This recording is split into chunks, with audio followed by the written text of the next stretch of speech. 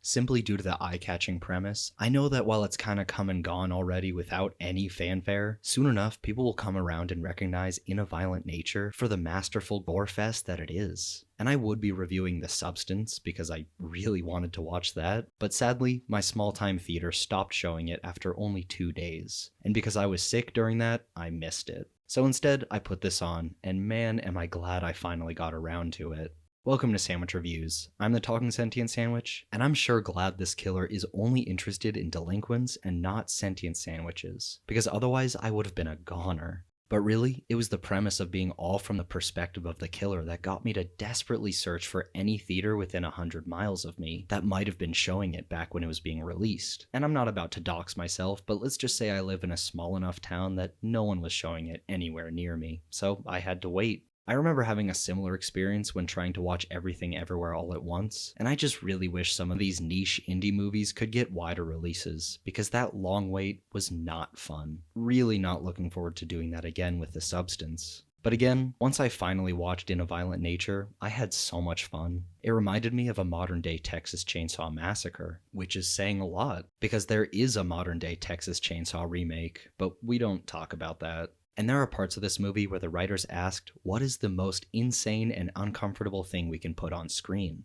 And they did it. Clearly inspired by the depravity of Jason or any of the other numerous large silent killers, this had the new fun twist of always being with the killer, and that made it insanely entertaining. Filled with slow panning shots, the cinematography was great at putting the audience in the headspace of the killer, or at least as close as they can get. Anytime he would hunt someone, or you could hear them talking in the background before he got near, I was hanging on to every word. Hearing someone else beside the killer's heavy breathing was nice, but most of all, it was just piecing together every little crumb of exposition that the writers drip-fed throughout the movie. Sometimes the budget didn't allow for the filmmakers to go as far as they wanted, but to me, that only reinforced the campy vibe, which was at times distressing, serious, and gruesome, but from start to finish, exceedingly entertaining. So if you're looking for an original horror movie, and don't mind seeing too much gore, check out In a Violent Nature, because it is well worth your time. But now, it's time to dive right into some spoilers, seeing as there is quite a bit to talk about. Because it took so long for me to review it, a sequel has been confirmed, and I for one, do not like that.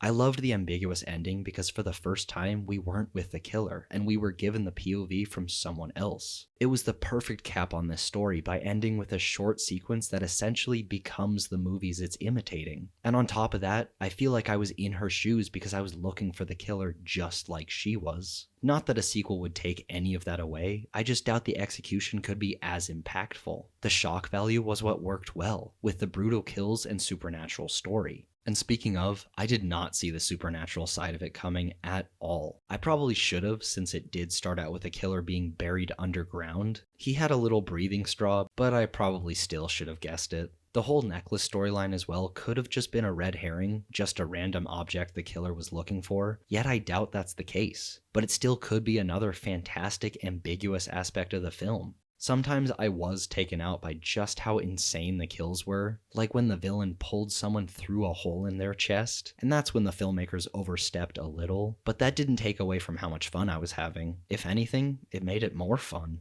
Nevertheless, those are my thoughts on the indie horror In a Violent Nature. If you agree or have different thoughts, let me know down in the comments. And as always, thanks for watching. Make sure to leave a like, subscribe for weekly video essays and reviews, and enjoy a delicious sandwich.